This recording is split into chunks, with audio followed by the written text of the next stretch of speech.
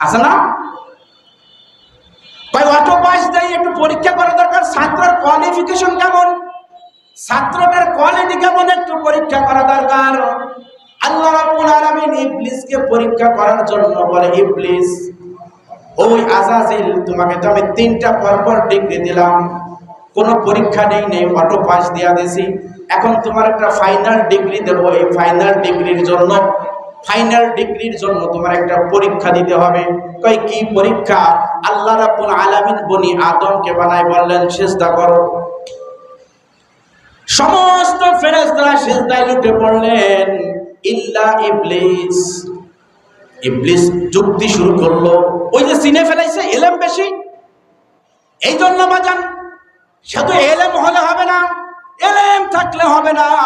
এলেমের পাশে আপনি হাফেজ হন, কারি হন, আলেম হন, আবেদ হন, মাওলানা হন, মুফতি হন, মুহাদ্দিস হন, মুহাক্কিক হন, দায়ী হন, যত ডিগ্রি আছে না কেন সব নিছেন, একটা ডিগ্রি আপনি অর্জন করতে পারেন নাই, আপনি কিছুই পান নাই।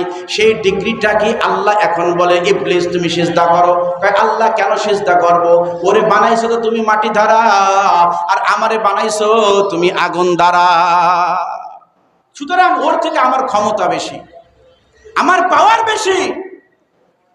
আল্লাহ রাব্বুল আলামিন বলেন, এই জন্য তো তোরা আমি অটো পাস দিছি, পরীক্ষা নেই নাই বান। ওই আজাজিল, আমি তোমার একটা পরীক্ষা নিলাম, এক পরীক্ষাতেই তুমি ফেল। কয় কেমনে ফেল হইলাম? কয় তুমি তো তোমার পরিচয় পাইছো, কিন্তু আমি আল্লাহর পরিচয় পাও নাই। আমি আল্লাহর পরিচয় লাগবে। আরে আমি তোমার আদমরে সিজদা করতে বলি না কচু গাছরে না কলা গাছরে সিজদা করতে বলি, এটা তো তোমার দেখার দরকার নাই। তুমি দেখবে হুকুমটা কার, তুমি দেখবে কি হুকুমটা কার। আমার মালিক আমাকে বলছে সিজদা করতে, আমি সিজদা করব। তুমি আলেম হইতে পারো, আবেদ হইতে পারো, আরেফ হইতে পারো, তুমি আশেক হইতে পারো না।